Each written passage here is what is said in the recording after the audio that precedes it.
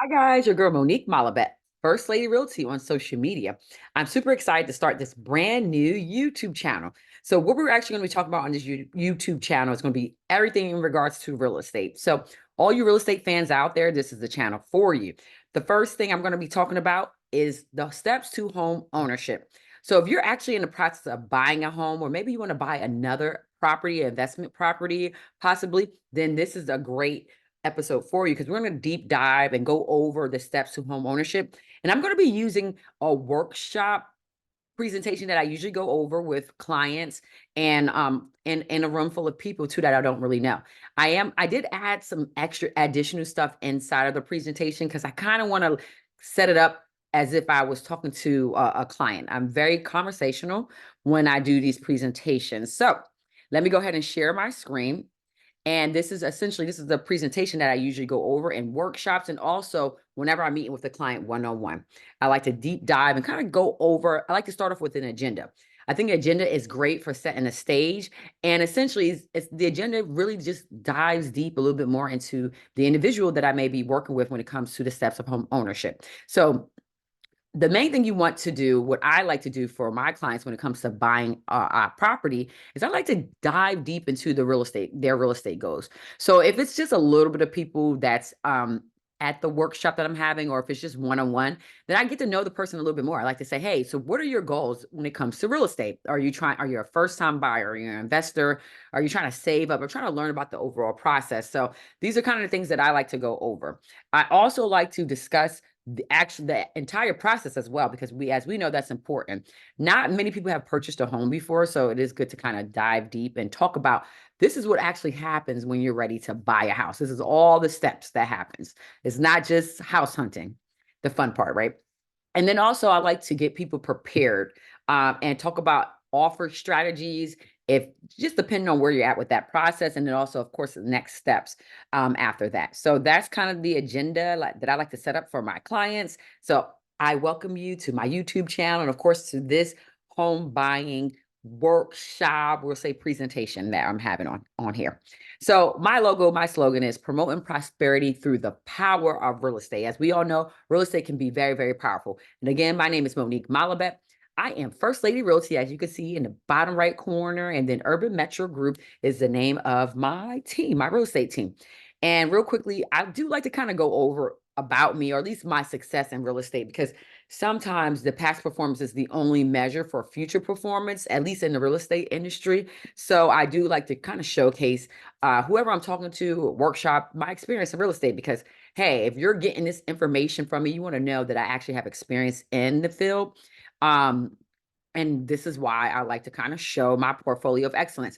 And then at the bottom of both these slides, you'll actually, it's a link right here that links to all of like some of my past clients. I love taking pictures, and yes, I am a social media lady, as some people may already know. All right. So just some images of some recent properties. And I am licensed in DC, Maryland, and Virginia. So I will be touching on those locations. So yes, and some of my recent accolades is 2024. So I just won a couple awards this year and for last year as well. Super excited. Pause it if you're considering and thinking about working with me if you're in the DMV area. Pause it, pause it, pause it. We're gonna run through this. This is my bio too. I like to let people know like my humble beginnings in real estate. I actually started off as a small time investor, bought my first property at the age of 23. Then after that, I bought more properties, and then I end up helping hundreds of people in the home buying process. So a little bit about my bio. Again, if you want to read more about that, pause it. So how I break down the home buying process is I break it down by three kind of like phases. So it's the pre-buying phase, the buying phase, and then the contract phase. We're going to go over these phases so you can say, okay, what exactly does she mean by these phases? So first and foremost, let's go over the sales process. And I always say when it comes to the sales process, preparation is actually key. So we are going to spend a good amount of time kind of talking about the pre-buying phase, because there's so many things that you need to do. Once you kind of got this stuff together, then house hunting, and I'm not going to say it's easy, but it tends to be a little bit easier when you have the pre-buying phase out of the way. And then also it just kind of makes the entire process smoother. That's what I'll say. Because there's a number of things that you should be doing is that you should have a consultation, a home buying consultation, meet with a real estate professional and go over those steps to home ownership. It's super important so you at least have the right expectations when you go into the process. It's better to be prepared or over prepared, especially when it comes to the biggest investment that most people will make in their lives. Probably the biggest investment that you'll ever make in your life, to be honest. And the next thing you should definitely do is start getting pre-approved. Work on your finances, whatever because at the end of the day, it's very difficult for me to find you a property or any other real estate professional if we don't know how much you qualify for or how much you feel comfortable with qualifying for. And it's not as simple as saying, hey, my income is this.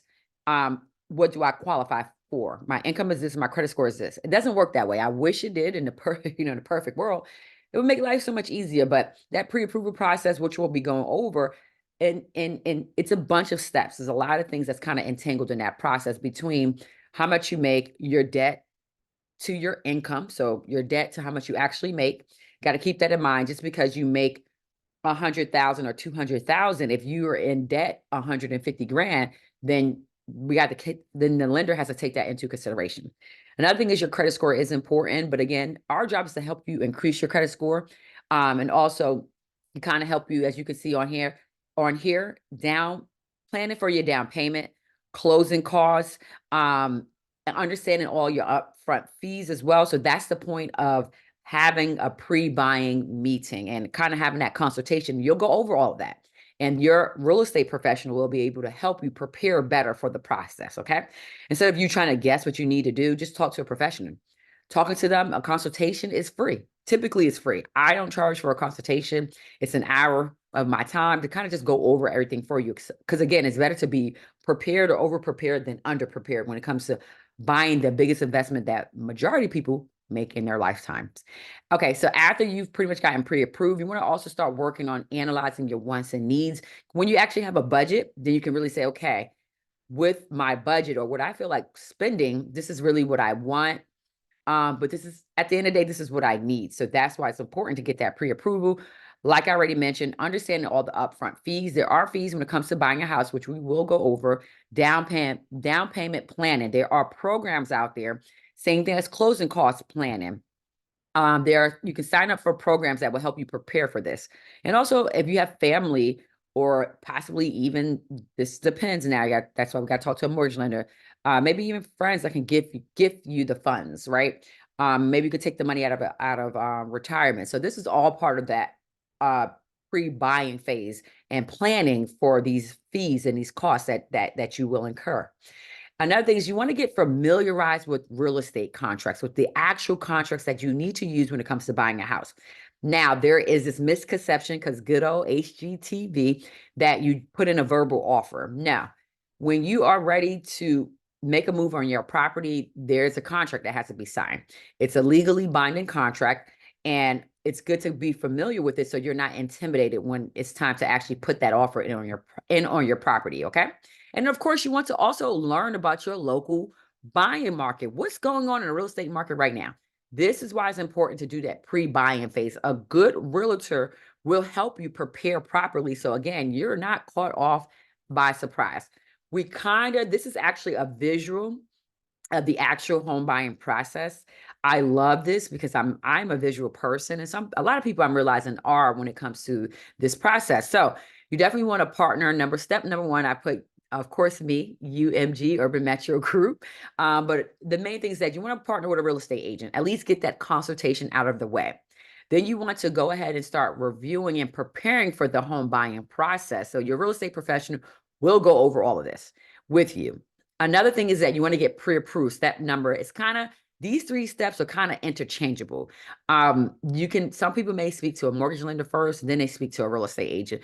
Either route, all of this is part of that pre-buying phase, preparing to buy. And then once you get all your ducks in a row, you'll start house hunting. Once you found that dream house, you'll submit an offer. You'll negotiate the contract, the offer, until both parties agree. When both parties agree and sign off on the paperwork, then the contract is actually ratified. That's step number 7. Then there's actually contingencies, basically saying that I will proceed with the property if, and the contingencies, we're going to go over those. So don't worry about that right now. Loan commitment and conditional approval. Yes, you are pre-approved by the lender, but you still have to go into underwriting, and the lender has to say confirm everything that you sent them to get pre-approved. So you get pre-approved. There are certain things that they need up front, then they need to reconfirm it, especially if it takes you a while to buy a house. That's another thing that many people don't realize, that it could take some people months and months. It could take them like 6 months or a year. So if you got pre-approved, your pre-approval expires pretty much every like 90 days, 60 to 90 days. So you need to kind of stay in touch with your lender. So once you actually get on a contract, they need to recertify everything. Some people actually lose their jobs, or they incur more debt. So that has to be taken into consideration again. The next step is to at the same time while you're under contract is working on that title work. And then step number 11 is that final walkthrough, settlement, and then you'll get the keys to your home during settlement. Once you sign your life away, is what we like to joke around, at least what I like to joke around and say. And then you will prepare for your move, and then you'll move. So that's the steps of home ownership, basically in a nutshell. And let's kind of talk a little bit deeper about why you want to select a local, knowledgeable realtor. Yes, obviously, I'm a real estate agent, broker, actually. So I'm a little bit biased, but at the end of the day, when it comes to anything that you are trying to do, anything that you're trying to pursue, you should meet and talk to a professional. It doesn't matter what industry it is. So you're not and I'll say an attorney, right? You don't know everything about law. The same thing, you don't know everything about real estate. So why not meet up with a local knowledgeable realtor and get that consultation out of the way? Typically, most consultations are free. So you might as well pick their brain and learn as much about the market and the process as possible. Now, a good realtor, because I know there's a lot of misconceptions about real estate agents. A good realtor will actually bring you tons of value. So that's kind of like the number one reason why you want to work with a real estate professional. A good realtor will be able to kind of, some of the things that I went over in the beginning, let's just actually jump to it. A good realtor will actually help you understand what's going on in the local real estate market. The market literally shifts probably about 3 months, 3 to 4 months. So pretty much every season, the market has changed. So it is good that you have a good understanding of what's going on in the local market. Wherever you're trying to buy, you need to make sure your real estate professional is familiar with that market. I'm licensed in DC, Maryland, and Virginia. So you best believe that I'm pretty knowledgeable throughout all the DMV area. Now, some areas I'm not that familiar with. So I'm very big on connecting people with a realtor. Let's say it's super far out, Maryland or Virginia. If it's too far away and like an hour or two away from where the DC market, then I am going to refer you to another real estate agent. I can still educate you on the process. I'm just going to connect you with a realtor that is familiar with that local market. Even as a professional, I cannot pretend that I know every local market.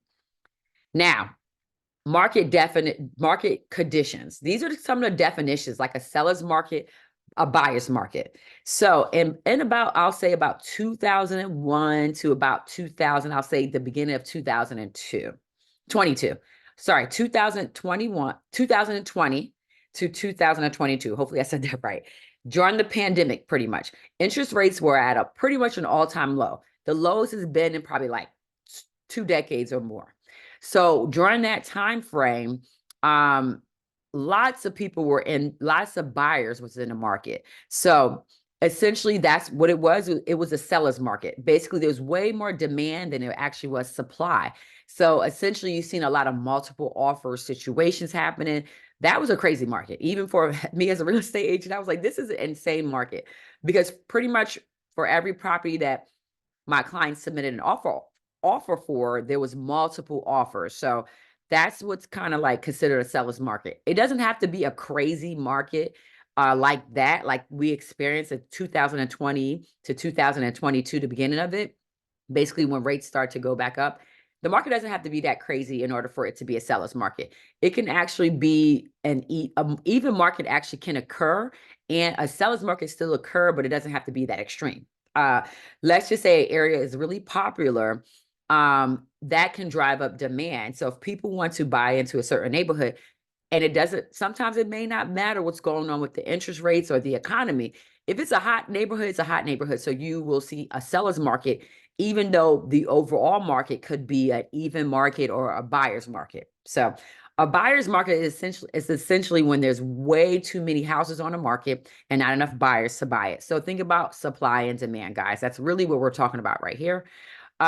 So essentially when there's a lot more homes just kind of sitting and you don't see the homes going on a contract probably within a matter of days or weeks, then and it's just a lot of supply, a lot of houses available that's active and available, then nine times out of 10, you're in a buyer's market. At the end of the day, that's the point of having a real estate agent. They'll educate you on this. So even if you don't memorize what I'm saying right now, it's okay. That's where you have a local professional. So that gives you an idea of like the market conditions, and it's good to understand what market you're in so you're not out here kind of doing the opposite of what the market is doing, and you're going to just stress yourself out. And I've seen people leave the market, decide not to buy because they didn't take that time to educate themselves on the market, or at least take a moment to kind of listen to professionals about what's going on in the area. Now, a lot of people, like I said, there's a lot of misconceptions about real estate agents. At the end of the day, since 2001, more and more people are using real estate agents and real estate brokers, no matter what's going on. We're in a time right now where there's a lot of conversations with NAR, the National Association of Realtors, and commissions right now. But at the end of the day, guys, mark my word, it's going to be a shift. But at the end of the day, people are still going to use a real estate professional to buy a house, because at the end of the day, this is the biggest purchase you've had in your life. You shouldn't leave it to Google search. You shouldn't leave it to the seller or anybody else to help you, or just like pure luck, honestly, to buy your home. Again, this is the biggest investment that you're going to make in your life. Majority of people will. So you need to hire a professional to help you out. It's worth it, because in the long run, I always tell it to people, like, it's an investment, and it's going to actually help you build wealth through generations if you want to, at least for years and decades or generations. You could pass it down through generations. There's not many assets that you can do that with. So I think it's very much worth the investment to work with that professional. Now, let's kind of move forward when it comes to like kind of what I do. If you decide to work with me or my team, we have services that we guarantee you. We want to make sure that you are with the best of the best and you're getting the best service possible. So again, like any industry, there's good professionals, there's bad professionals. Make sure you do your due diligence. So here's some of the things that I offer. And every agent is different. They may or may not do this, but I like to just kind of share that I have tons of resources like home buying guides, a vendor professional list of professionals, right? That you're going to have to work with when it comes to this process. Home buying apps, future developments that's going on in whatever city you decide that you want to buy, DC, Maryland, or Virginia, whatever state or city. Home buying programs, with high inflations right now. I don't know when you're going to watch this video, but as of right now, inflation is really, really high. So, and the cost of living, it just has gone up. So a lot of people need programs to buy a house. Crime statistics, some people want that. As a real estate professional, we cannot tell you by law, we cannot say that the area is dangerous. We cannot say that the area is safe. We're just not allowed to do that. It's in a sense, kind of what we've learned is that it can be a form of discrimination, right? So and at the end of the day, safety is relative. It's different for everybody. So that's what we provide you with crime statistics and the best places to look it up.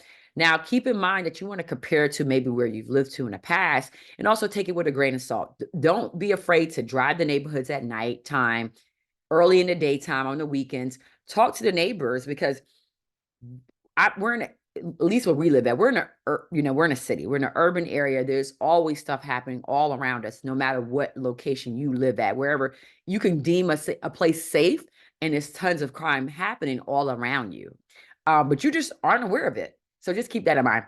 New construction, if you're a person that says, hey, I want to buy a brand new home, Monique, then I can provide you with that. Schools, again, we cannot say this is a good school or bad school, because again, that depends on the person, right? And what you are trying to accomplish when it comes to your kids. But I can provide you with apps and websites like greatschools.org. See, I gave you guys something right there, a little tidbit that you can take and run with. So yeah, so things like that, that's what your real estate agent should be able to provide you with, tons of resources to help you buy the best property possible in the neighborhoods and the things that you're looking for when it comes to your home and the local area. Also, I can help you with top local real estate sites as well when it comes to gathering information, being an information gatherer.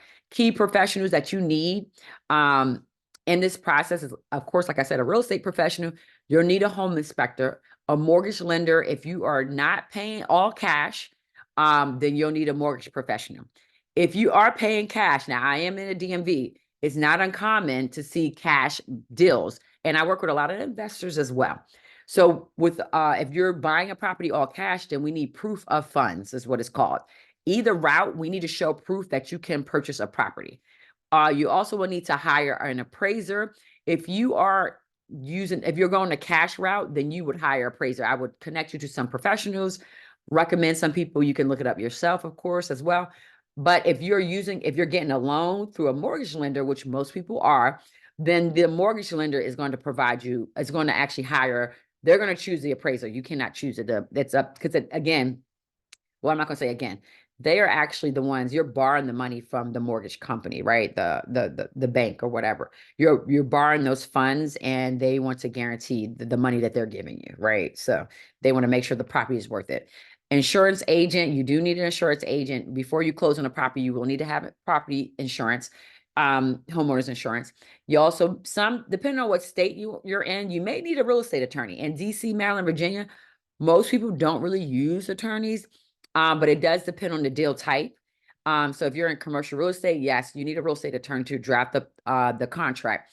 Residential, typically you just use a real estate professional. We're able to at least fill in the forms that a real estate attorney's provided to our association of realtors, basically, is to our local association. So we're able to fill that in. But if you ever need to consult further about the contract, or maybe just different things that you would like to add in, is best that you hire an attorney with this process. And we can always talk about that deeper when you decide, like, hey, you want to meet with me or your real estate professional. They can talk to you about that a little bit deeper.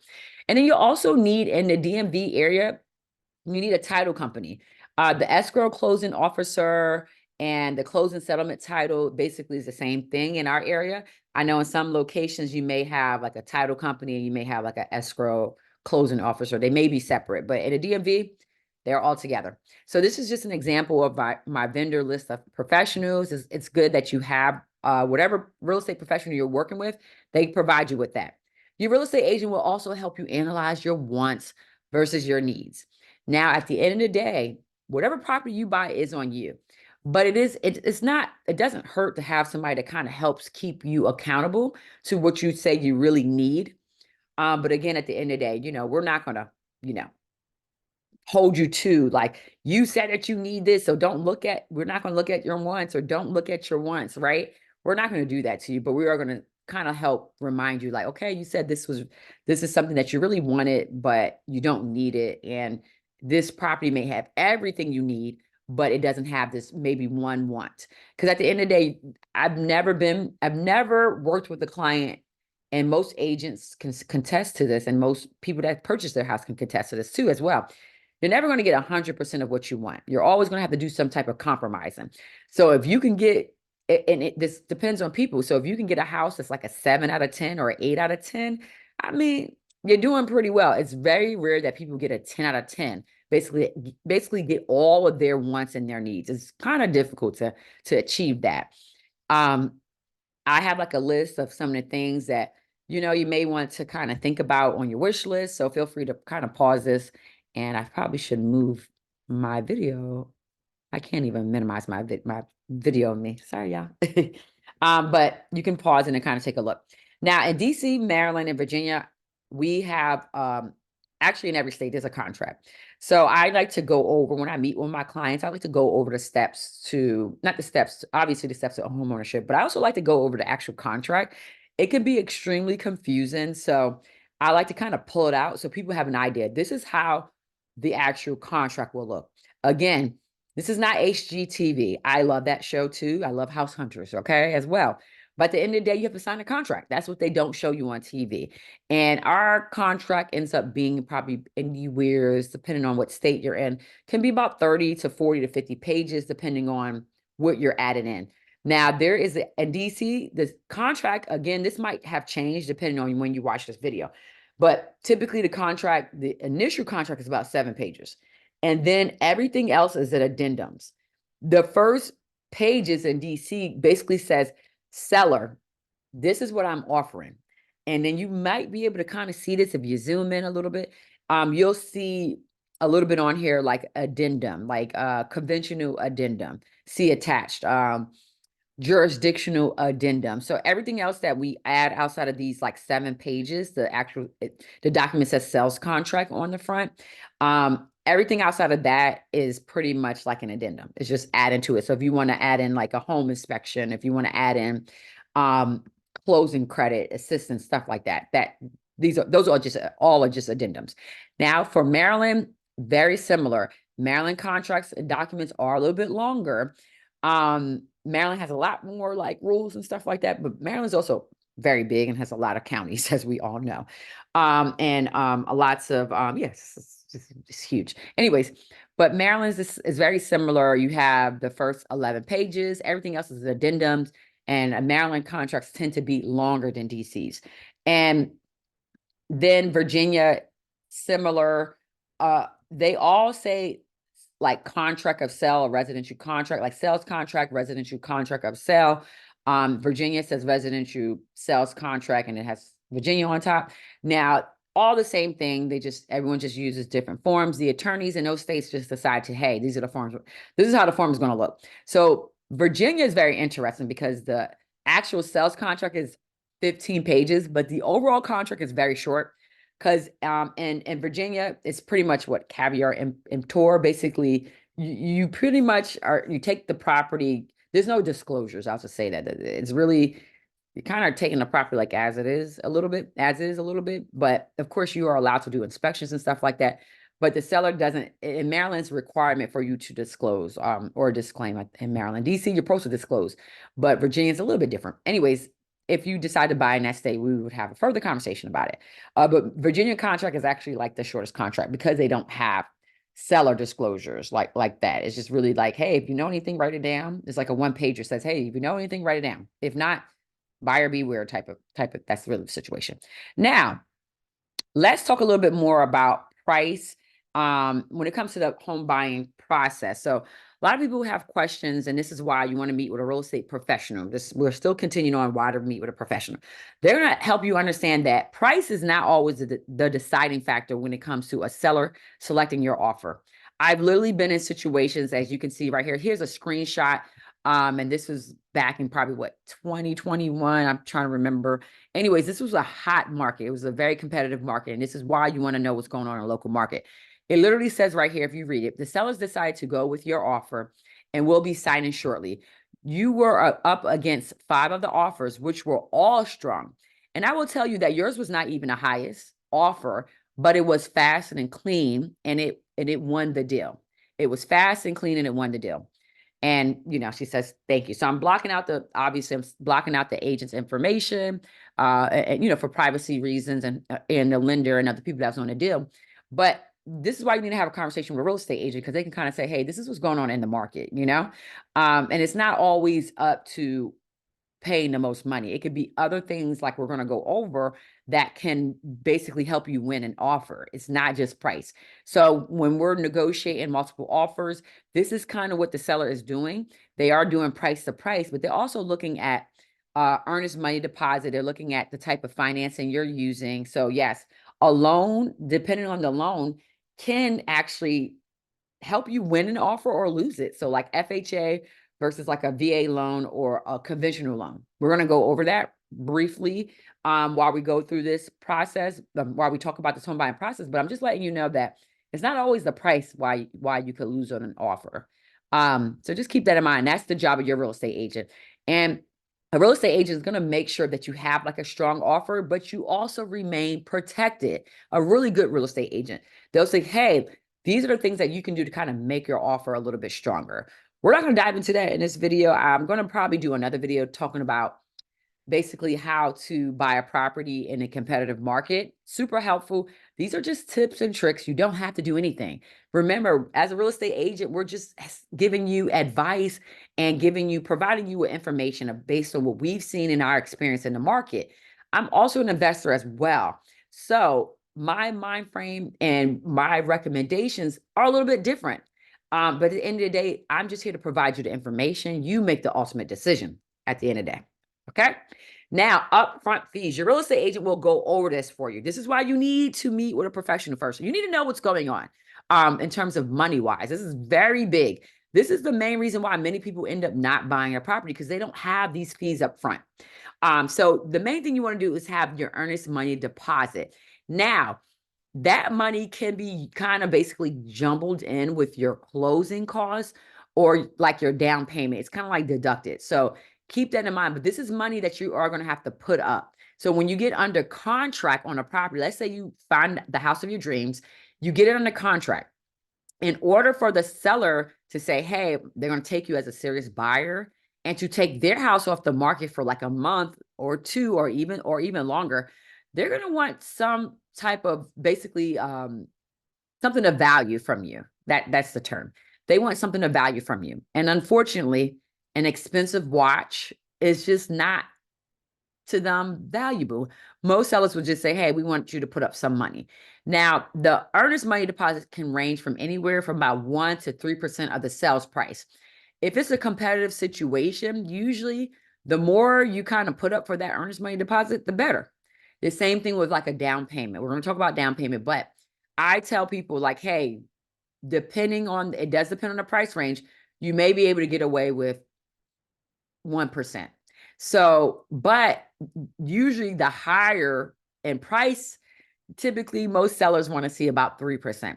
So usually when you're kind of over, I'll say around 400,000 or 500,000, they typically want that 3%. Every now and then we can get away with less.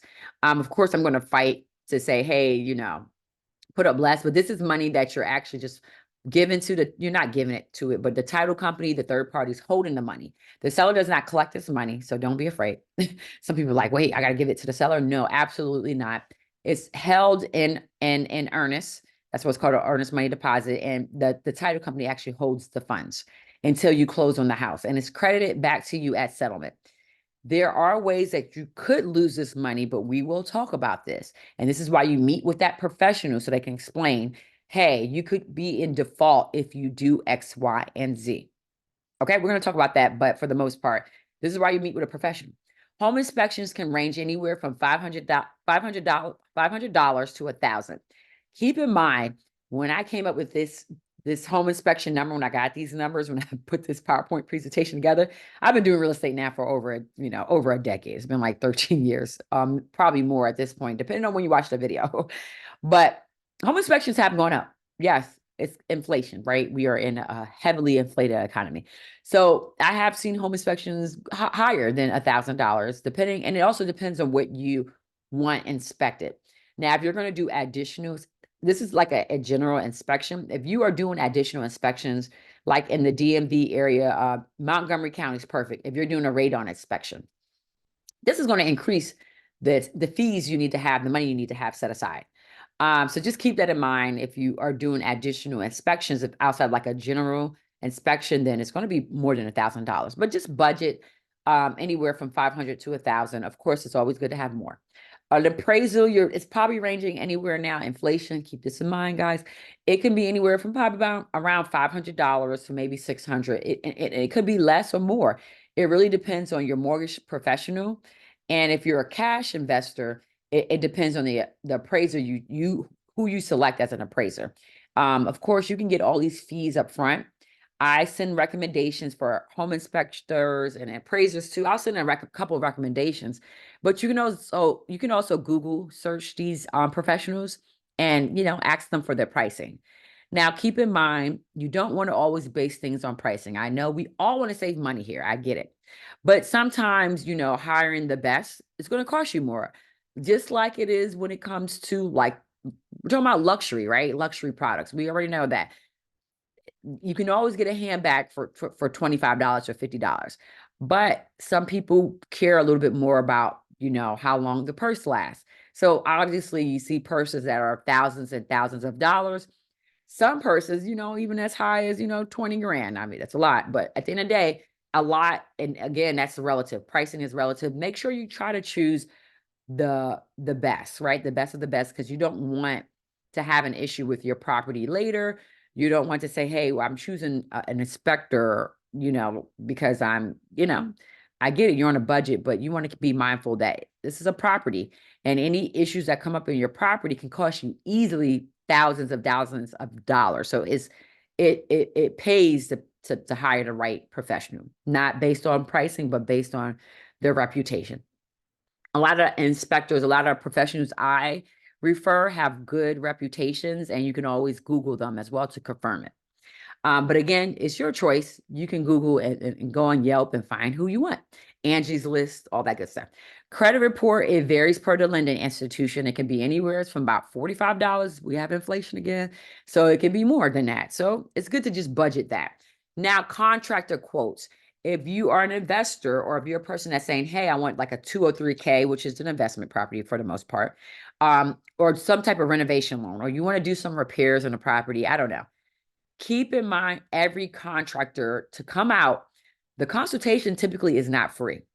Most contractors will charge anywhere from about $75 to $150 just to come out and view the property, to kind of provide you with some type of quote. So again, every contractor is different. Do the research. I'll recommend some people, but that contractors vary. So if you know you're gonna pick a property that needs some work, you need to budget out money to have that professional come out. A consultation is free for real estate agents and a lot of other industries, but not for contractors. And it makes sense because they do a lot of driving around to different properties where people are getting free quotes all the time. So they have to figure out a way to kind of stay in business, right? Another reason why you want to connect with a mortgage professional, because they're going to connect you with a loan officer. They may recommend somebody. You might have somebody already, but the mortgage professional is going to make sure you get a loan first before you even start house hunting.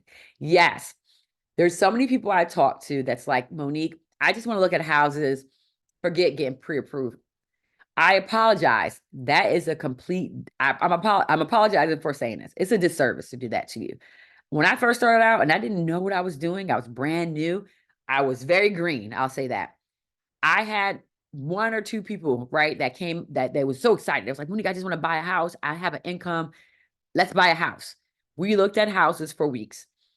Then they found the home of their dreams. The first time it happened, that lady lost the property because she wasn't pre-approved.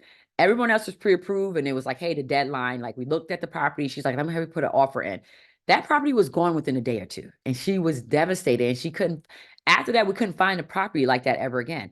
That was like one of my first clients, and to be honest, we never closed on the property. So I learned my lesson, but not 100%ly, because you get excited when a person reaches out to you and said, hey, Monique, let's look at houses. I'm good for it. You feel a little type of way, but obviously, as I've grown in the industry, I don't. I feel like at the end of the day, it's a disservice. So the second time that happened to me, that buyer, it's not that they lost out on the house. They couldn't buy a property at all. The lender was like, sorry, they have too much debts. The credit score isn't that great.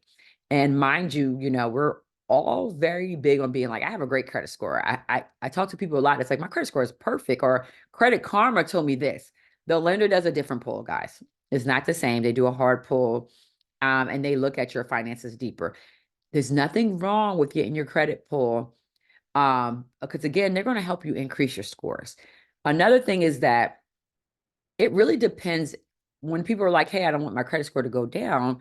But keep in mind, if you are pulling credit with several different, for several different things and with several different mortgage professionals, that's when it's a problem. It's not a problem when you're getting, like, say, a quote, right? If you talk to 3 different lenders and they pull your credit within a certain time frame, and the lender is going to talk to you about this a little bit more, but when you pull your credit within a certain time frame, the credit bureaus are kind of like, oh, okay, clearly they're trying to look for a house, and they got to get multiple opinions. Now, the issue comes into play when you're getting your credit pulled for so many multiple different things, such as like buying a house. Such as buying a house, buying a car, getting credit to buy furniture, or maybe you're opening up numerous credit cards. That's when your credit score will do a major drop, because they're seeing that, okay, this person is just doing a lot of risky activities in a sense, because you're trying to pull out credit for so many random different things. And that's not always a good sign. It's like, what's going on? Why do you need credit for all these random things? So that's when it's like not a good thing. Now, this is how you essentially qualify for a mortgage. The lender is going to look at income, your current debts, your credit history, and the cash that you have available, because the cash is going to go towards what? Your down payment or closing costs. Now, the lender is going to go to further details about this. So when people are like, oh, how do I do this? How do I apply for a mortgage loan? I connect you with a mortgage lender. They will ask you for information, private information, like I just mentioned. They're going to need all this information for you. No, they cannot take your credit score for Credit Karma. They have to do their own pull. That stuff is just not legit majority of the time. And this is what a mortgage payment actually consists of. It's not just like, hey, the mortgage note. It's going to be other things that factor in, such as taxes, insurance, so interest and principal as well, because you are borrowing money. And your monthly mortgage payment consists of, this is what the acronym is PITI. So the lender is going to go into this further details. I just like to highlight this. And when I have a workshop, usually I have a lender on that's basically doing this workshop with me. But I like to kind of glaze over this real quickly. I'm not the professional for this, but I literally got this from a lender. Like, hey, these are the kind of things that that we look at. These are other things that factor into your credit: is interest, the down payment, the loan amount. And your credit score is also known as your FICO score and can factor into the type of mortgage program you may be eligible for. So it's not just like you make this much money and your credit score is this, so this is what you'll get. This is what this is the loan you'll get. That's not how it works. There's a common myth that you need 20% down. You absolutely do not need 20% down. You can get into a house with as low as 3% down, 5% down. And depending on your credit score and depending on like a program that's available, but I'll say depending on your credit score, some people can get in with 100% financing as well, especially if you're getting like a VA loan. If you're a veteran, thank you for your service to our country. You get zero, you qualify for a zero down loan. And that does depend on how many loans you currently have out when it comes to like a mortgage loan. Because I know there's a limit on how many mortgage loans you can take out as a veteran. But keep that in mind that you don't need 20% down. Putting more money down, though, can help you. Just like when you go and buy a car, the more money you put down, the lower your what is. The lower your monthly car payment is going to be, right? So it does work the same way when it comes to a house. You don't need 20% down, but yeah, the more you put down, the lower your monthly payment will be. So, and that interest that you have to pay back as well. Okay. Now we talked about this when it comes to like a competitive market. Now your loan type does determine if the seller will accept your offer or not, unfortunately. Conventional loan is basically, that's the riskier loan of them all. In a sense, in terms of like, most people that put 20% down qualify for a conventional loan. Let me make sure I'm explaining this right. Conventional loan to a seller is the best loan, and most sellers, I'm not gonna say all sellers, okay? To them, that's typically the best loan type, because there's like less restrictions, because you're putting more money down. You have the buyer typically has more flexibility, and it's easier and faster to close. And you're least likely to see things coming up in an appraisal. So appraiser may say with an FHA loan or a VA loan that appliances need to be in the property. The appraiser may say, because it does need to be livable too, right? But the appraiser, when it comes to a conventional loan, they're kind of flexible. They're like, okay, this is an investment property, whatever. But with FHA and VA loans, there's habitable. There's basically the property has to be habitable, and they are very strict about what is going on. That appraiser will walk through the property and they will say, I had an appraiser before do this for one of my clients. They said that there was pill and paint, which can be signs of like lead-based paint and other issues as well. They alerted the mortgage lender, and the mortgage lender basically said, well, the appraiser said that this property, we can't get you to loan on the property until your client paints over all the pill and paint. Yes, guys, that happened. Well, not my client, but the seller. The property was an as-is, and the seller was like, I said it's an as-is. So my client really wanted the property. So they painted it. They hired somebody and maybe they went in there. I think they may have got some people that they know, but they end up hiring somebody to paint the entire house. Like, at least where all the parts where it was pill and paint. Insane, but that happens, and that's the reason why a seller may not want to accept an FHA or VA loan, because there are restrictions when it comes to that loan. It's it's a government backed loan, so they have their rules. It's government insured. I'll say that. That's what it is. Conventional is not government insured, so there are rules, right, with borrowing money. Now, closing costs and typical settlement charges. Keep that in mind. That is a common thing. So you got your down payment, and you got your closing costs. Now, some things have changed on this PowerPoint, so I'm not going to go over this all in detail, but I am going to do another video when it comes to your real estate fees and broker fees, because the law has literally, well, there are changes that's literally happening as I record this video when it comes to real estate fees. At one point, I want to make sure I say this properly, but the real estate fee was typically paid from like the seller's proceeds, but the buyer had to bring the loan though. So technically the buyer was paying indirectly for the real estate fees. Nowadays, we have to have a conversation with the buyer up front and say, hey, this is our fee. If the seller doesn't offer that compensation or pay this fee, then the buyer, are responsible for that. And it kind of was always like that. But the way real estate agents were having these conversations, it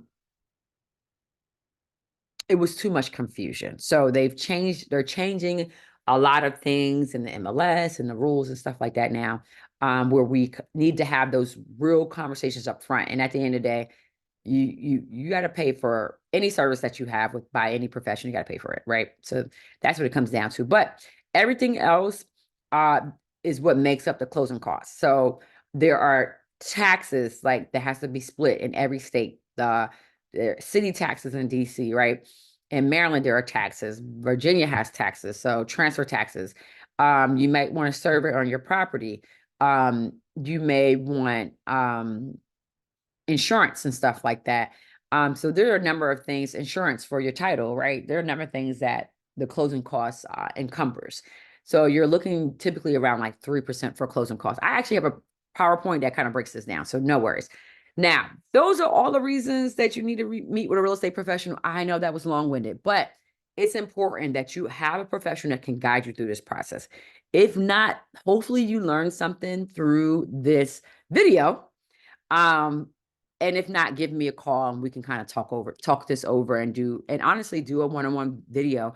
And doesn't matter where you live at, I can tell you like, hey, these are the steps of home ownership, and I can connect you with a professional in your area. So no worries. If you maybe you have more questions, reach out to me, guys. Just, it's very simple. I'm big on education. I feel like at the end of the day, that's the only way for this process to go smooth, is if you have a clear understanding and are fully educated on how this process works. Now, that was a pre-buying phase. It's a lot, but now you know. Buying phase now. Essentially, we're going to breeze through this because that was like the bulk of the presentation right there. But the buying phase, now that you kind of have all the stuff set up, you pretty much can kind of fly through these steps. The thing that takes the longest may be you house hunting. You will be visiting properties in person. You'll be visiting them online.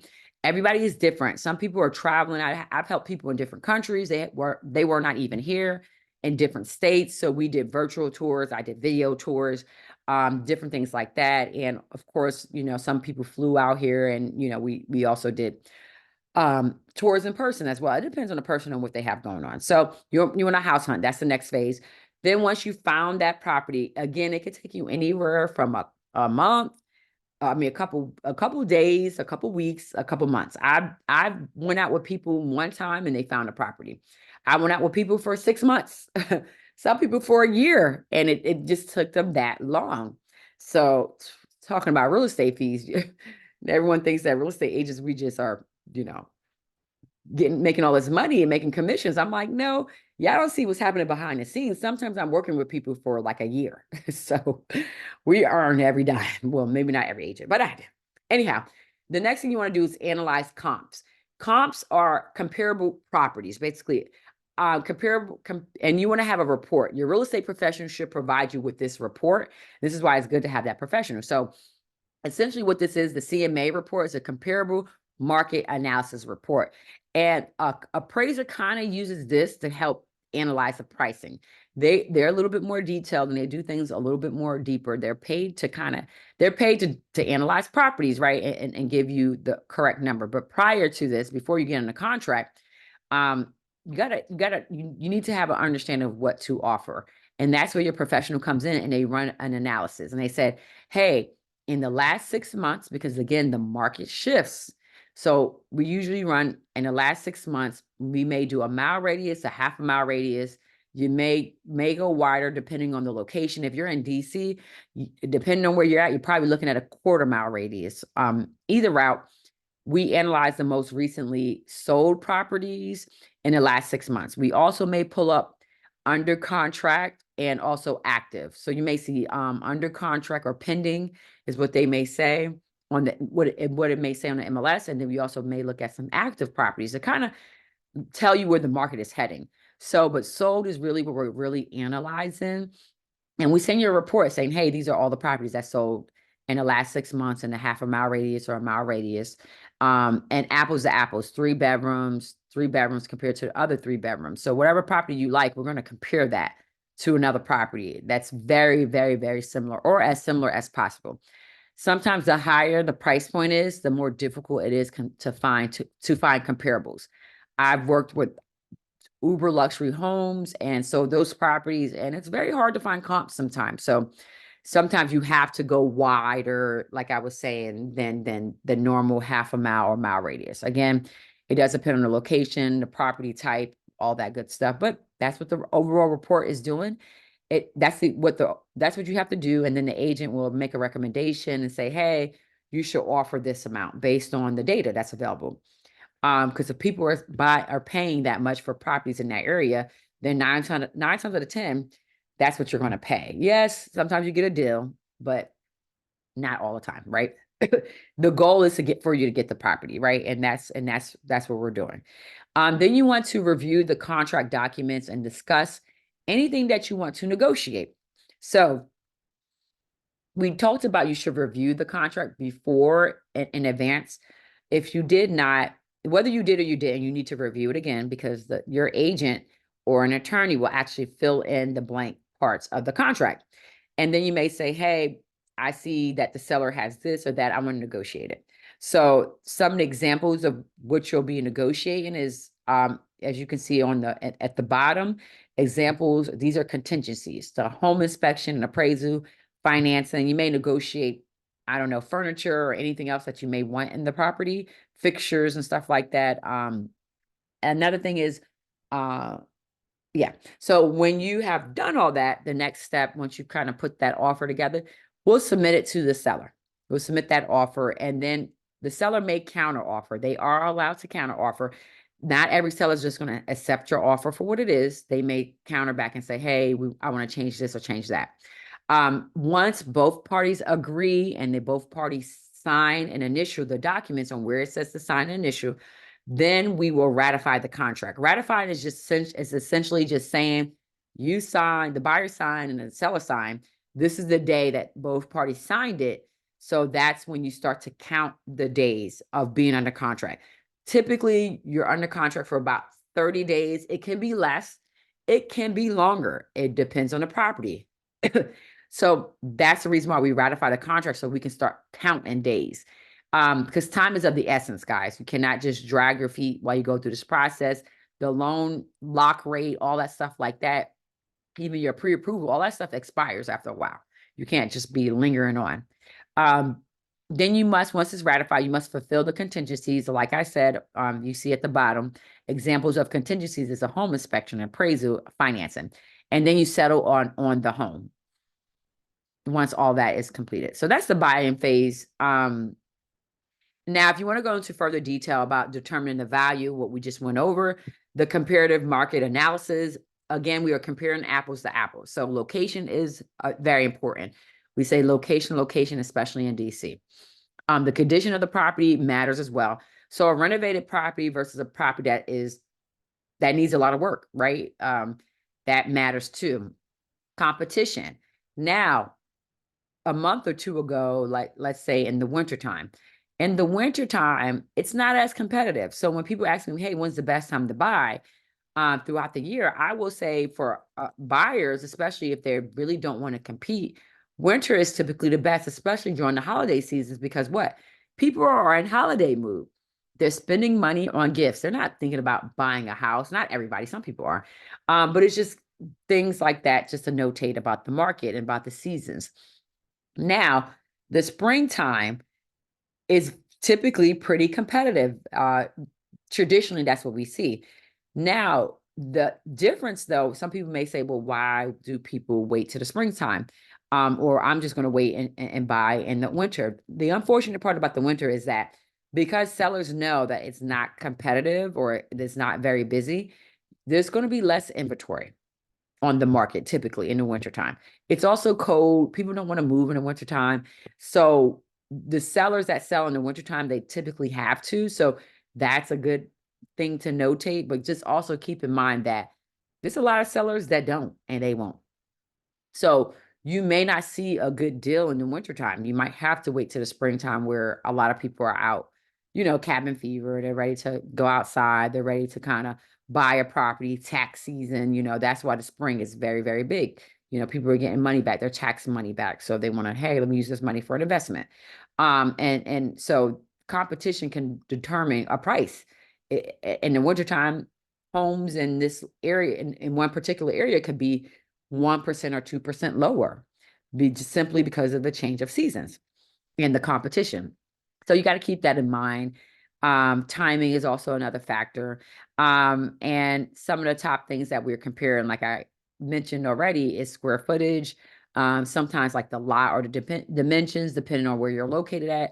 Like Maryland and Virginia is probably definitely big when it comes to how much land that you actually have as well, along with the house, right? In DC, not so much, You're paying for a location, not really the square footage. Interest rates could obviously, like I talked about, and what we've seen over the years is that interest rates can definitely determine and change the value of properties. So there's a number of things that can kind of determine the value of a property and what to offer. A comparable market analysis, we already went over this, but this is a visual. We are looking at recent sold listings. We're looking at active listings, under contract. I didn't write that on here, but pending, active, under contract. You're looking at that. And sometimes you may look at a withdrawn or expired listings as well, because that will tell you, hey, this property has been overpriced because it's expired, right? Or maybe a neighbor's property is no longer on the market because it was overpriced. People think that they can price properties at whatever and anybody's going to buy. That's not always the case. And the goal is it's obviously, if you're the seller, is to get as much money as possible. And for the buyer, it's also kind of say, hey, what is the lowest I can not gonna say the lowest I can come at, but basically, can I get a deal from it or not? Or people, another thing that you'll get with the comparable market analysis report, it will also give you the percentage of the days in the market, and also give you the percentage of if people are paying list price, over list price or under list price. That's the great thing about these reports. They also provide you with that. So that's why it's good to talk to a professional, because in this area, like in an area that you're looking in, people can be getting only 90% of the list price. Some people in certain areas can be getting over 100%, 110%. When the market was super busy, when it was very competitive in 2020 and 2020, through 2000, the beginning of 2022, sellers were getting well above 100%. I saw 115% of the list price, 120%. It was insane. Now these numbers can be, inflated if people are in that neighborhood or underpricing their property. So keep that in mind. That number can be different, but you can pretty much tell what's going on with the market outside of that. But for the most part, yeah, if people are getting 100% of the list price, then you probably want to go in at list or very, very close, especially if it's a competitive market. Now, what happens is if both parties accept and you're ratified, your offer has finally been accepted, is what we're saying. It's super exciting. Now you have contingencies. Now you have time is of the essence. Now you have to submit that earnest money deposit that we talked about. You also have to make that official full loan application. You have more documents to give to the lender outside of what you've given during the pre-approval. They need more stuff. And yes, they are going to be all up in your business and all through your life. So yes, every document that you provide them, save it on a desktop. Just know that they may ask for it again. There are going to be a team of people working with you. So keep that in mind as well. The lender may ask for one thing, but the underwriter and all the other people that's working on your file may ask you for the same documents over and over again. Fight them all you want, but they need the documents. Give it to them again. Go ahead and save a folder on your desktop, save all the documents, and keep resending it to them. Like, here you go again. Here you go again. Doesn't change the fact that they need it. A home inspection, and we're going to talk about that real briefly. And then you also need to get the documents over to the title company, whoever you chose. And if you are buying a condo or HOA, you have a review period when it comes to those documents. So condo docs is what it's called. Legally, by law, each state, we're going to actually pull up the timelines for this. Each state actually has the laws saying, hey, you have this many days to review the resale documents. So we're going to talk about that in a second. Now, timeline for like a home inspection. Typically, you're looking at anywhere from 5 to 7 days. That's like the average, right? It's a range. It depends on the property and the market. Now, you may be in a situation if it's super competitive that maybe a 3-day home inspection your agent will recommend. And typically, if that's the case, and you should have, or your real estate professional should have home inspectors on standby that can come out that fast. But it's more than doable. You just want to confirm their availability and say, hey, I'm in a multiple offer situation. I would love for you to come out ASAP. So typically in a contract, we're rating it out from anywhere from 5 to 7 days. 3 days or anything less than that is depends on what's going on, right, in the market in which your agent recommends. So that's typically the deadline that your real estate professional is putting in the contract or your attorney. Appraisal, you're looking at an average of about 15 days. It's pretty normal. Typically, the lender can hire an appraiser to come out. They can be in the property and out and provide a report in about 15 days. Sometimes it could take longer. You just confirm it with your lender. If you are a cash or an investor, you want to confirm it with the appraiser because you'll be the one hiring them, not the mortgage lender, because there's no mortgage. And you just want to confirm the turnaround time frame because we want to put these deadlines inside the contract. And of course, it'll be ratified, so we can make changes, but sometimes it can be difficult. We don't want to make too many changes once we're under contract. You don't want to upset the seller, or you don't want it to be like a bait and switch situation, which no one likes. Loan approval typically takes anywhere from 20 to 30 days. It can be less. So again, we confirm that with the lender before we go under contract, before both parties agree on it. Settlement, on average, you're looking at 30 days. There are times that we settle much faster than that. I've closed on properties within 2 weeks, 14 days, some shorter than that. If it's all cash and if the title company can move fast enough. And there are a lot of other times where it takes a lot longer than 30 days. It's just standard to put 30 days in a contract. If you're using a program, you are looking at probably anywhere from 30 days to 2 months. And depending on what the program is, I've been in a contract sometimes with these programs. We don't control them. It can take months. I've had some deals where, it's taken like 6 months. And sometimes there's other things going on, like a renovation loan and all this other stuff happening. But just keep in mind, settlement days, you definitely want to be mindful of those days, but you need to confirm it with your lender and the program, because that can truly dictate if a seller will proceed with your offer or not. Because keep in mind, they have things going on. Some sellers need to relocate for a job or maybe something that's going on with their family. They need to get to where they get into their next destination, and they don't want to be held up by, a loan or a closing that could just take so long. So you have to be mindful. It's tough, but you have to be mindful that the person on the other side of the transaction of the deal is a human, and they have real life happening too. It's not always like companies and stuff selling the houses. More than likely it's going to be a human, and time is of the essence for them too as well. Home inspection, there are different types of home inspections now. We're not going to go deep into this right now. It's already been a long presentation I've given you guys, but there are different types. You want to talk to this with your real estate professional, and it varies per the area. There's like a full inspection, there's a general, and there's an as is.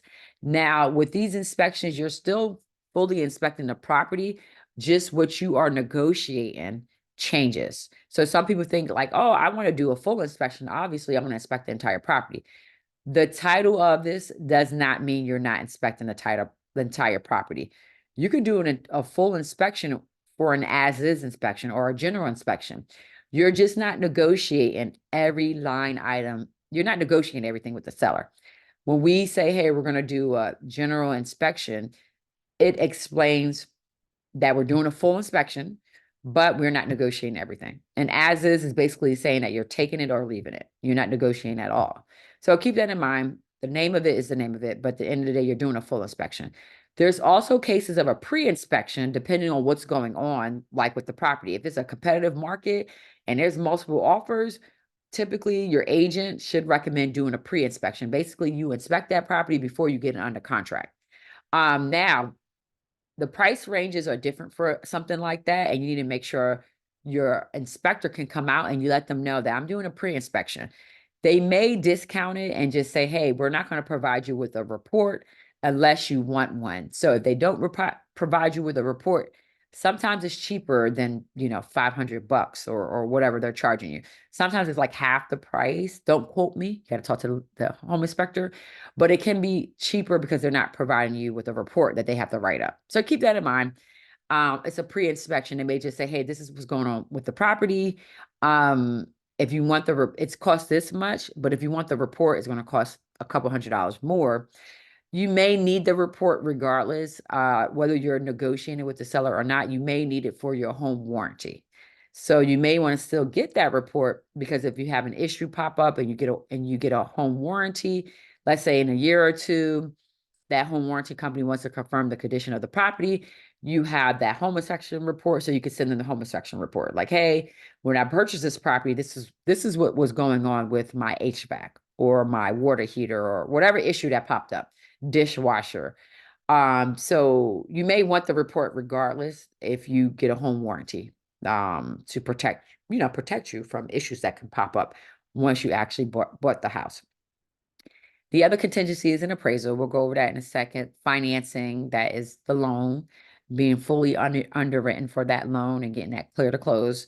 HOA and condos, it's not really a contingency, but it does exercise your right to rescind the contract within the review period. So you can walk away. So in Maryland, you have 7 calendar days. In Virginia, you have 3 calendar days. In Washington, D.C., you have 3 business days, okay? Business days, not calendar days. This is just in these locations as of right now. It could change though, guys. But as of 2024, this is what it is. But again, you want to confirm that with whoever you hire as your real estate professional. And if you're not in DC, Maryland, Virginia, then of course you need to confirm this anyways. Now the contract phase, we pretty much went over that. We're pretty much wrapping up. But once you're under contract, this is the last phase, is that you ratify the contract. You will be emailed timelines from about the contract in terms of the timelines that you need to hit. The home inspection needs to be completed on this day. The appraisal needs to be done on this day. Your mortgage loan needs to be done on this day. That's what I provide you as your real estate professional. Not every agent does this, but you may want to request like, hey, can you remind me or send me an email or send me calendar invites on those days? Because it's just helpful, right? For you to remember that. That's the agent's job, to help you remember and hit those deadlines. Because if you miss anything, it could be troublesome for you. Depending, right? You want to work on your loan with the lender, because you got pre-approved, but doesn't mean you're going to get that loan yet. Whatever they're requesting, you need to provide them with those documentations. You also want to coordinate and attend the home inspection. Me as your real estate professional, I don't mind coordinating it. Some people have crazy schedules, so they may say, Monique, I'll schedule it, and just let me or your real estate professional know what day you choose, so we can at least kind of stop by, make sure you're okay. We may not stay the whole entire time, or we may send somebody else out. Why? Because we want to make sure that that experience isn't like tainted by us. I'm very big during that process that I'm either in another room or I'm out in my car. I just make sure you guys are okay. I may send a partner or just like one of my showing agents because, again, I don't want to get involved. Whatever happens during that inspection, that is between you and the inspector. And then you say, hey, Monique, these are the things that I want repaired. You don't want a real estate agent intermingling with the inspector, like, you don't want them swaying and saying, oh, that's not, just got to be mindful of that. So I like to kind of distance myself. I check in, I make sure you're okay. I'll send somebody else. But long story short, that inspection is between you and the inspector. My inspectors are very good and they're very thorough. You also want to order the appraisal. The lender will do this. If you're, like I said, if you are using cash, then you will set that up, or your real estate professional can help you set up an appointment. You don't have to be available for the appraisal, but maybe your real estate professional may or may not want to be there. Again, you have to be careful with this stuff. As agents, we're really not allowed to be mixing and mingling with these professionals, primarily because of what happened, when the market crashed back in 05 and, 08 and all that stuff, like 2008, 2005. There were a lot of professionals swaying each other during this process. Then once you've done that inspection, you want to facilitate some type of negotiation for the repairs or to negotiate some type of credit. Not every seller can afford to do the repairs. They may be able to give you some money back from the proceeds. Keep that in mind that not every seller has money. They may need to sell it because they're, might be slightly underwater or in the process of being underwater. So just keep that in mind. Then you want to reinspect.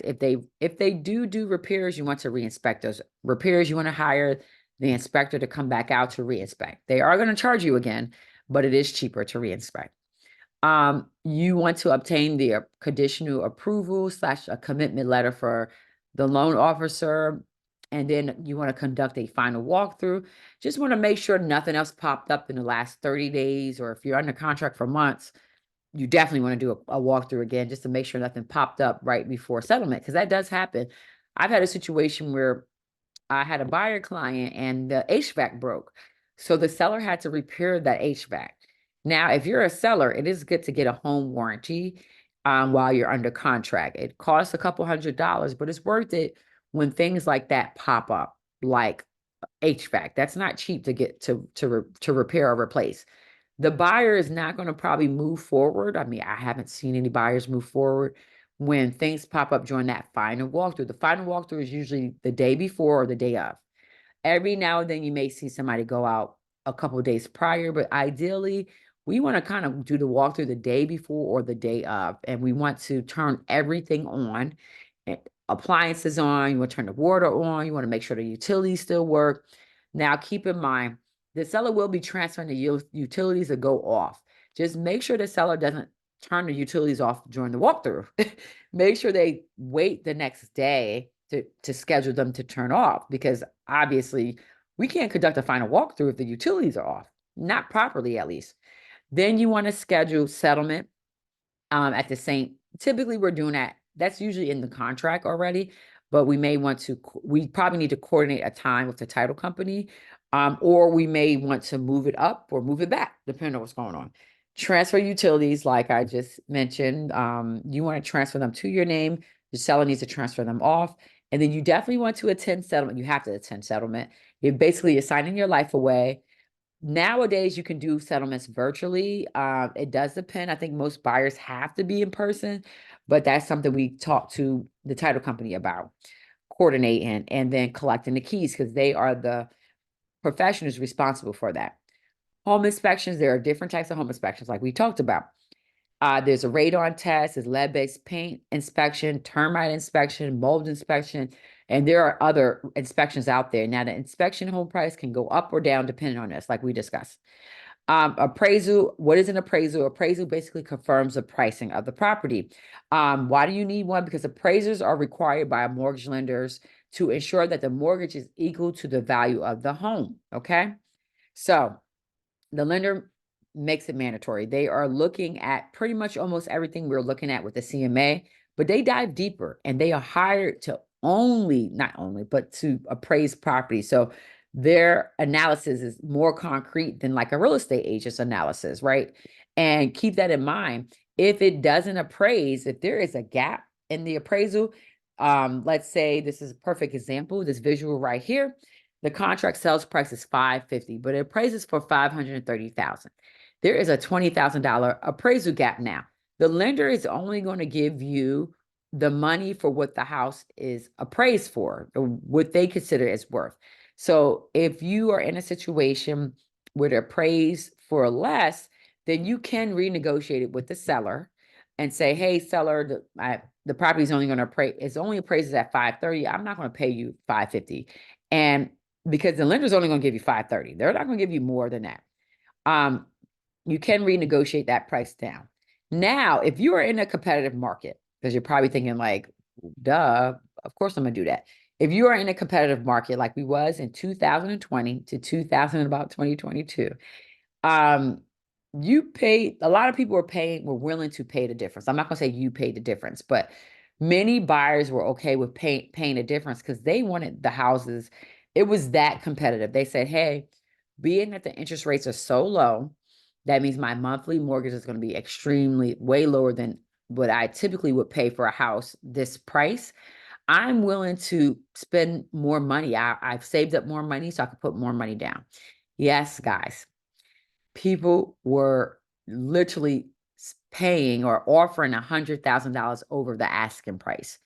And some people were doing that and they still lost. Shocking, right? But that's what the market we were in, and that's what the buyer was willing to pay. A property is pretty much only worth what a buyer is willing to pay. So we were literally in situations like that. So as you can imagine, it did drive up prices for a while, because if the comps, trying to pull comps from a neighborhood like that, you're like, okay, well, the last couple months, home prices were selling for 530, but out of nowhere, you see this huge jump of houses selling for 550 because people were willing to pay that much. Then the home values went up, and you did see differences like that. You say, well, a month before that, the home was worth 2 or 3% less. Now it's worth 5 or 6. I seen appreciation going for 12% more because people were willing to pay that much more for the house to get into that neighborhood. So you do have scenarios like that. I remember with one client, she was debating between a resale or new construction. I told her to go after the new construction, primarily because I knew that the home prices where she was bidding at, because I'm very familiar with much of the DMV. I told her, I said, do not bid on that price, girl, because it's listed at, I think it was listed at like 850, 860, 870. I said, this house is going to go for the millions. And I ran the comps and I sent it to her. She saw the data and she said, oh, you are absolutely right. She went after the new construction. For the new construction was actually 950. That was a still, and it was a brand new home, so it was really nice. It was bigger too. That that she ended up paying not, so that was a still, because the property that she was bidding on, it was like I said, it was like 860, 870, 880. End up selling for like 300. I think it was like 300,000 over asking. So yes, the property ended up selling for like 1.1 million, right? Or 1.2 million. It was insane. Just an example of stuff like that happening. The buyers were willing to pay that much, and that area is extremely pretty established in terms of the values of in that area is insane. So people were going to go crazy to live in that area, even to this day, even with the market interest rates not being very low. It's very high, right? It's pretty high right now. And people are still willing to pay a lot to get into that neighborhood. It is what it is. It's how it is. Title company. Many people are like, what does a title company actually do? I recommend you pause this video and just read what I have right here. Title company, essentially, they are a third party to the sales transaction. They do not represent the buyer. They do not represent the seller. Typically, when it comes to selling a property or buying a property, I'll say that buying or selling, typically the buyer chooses the title company, but they don't represent you.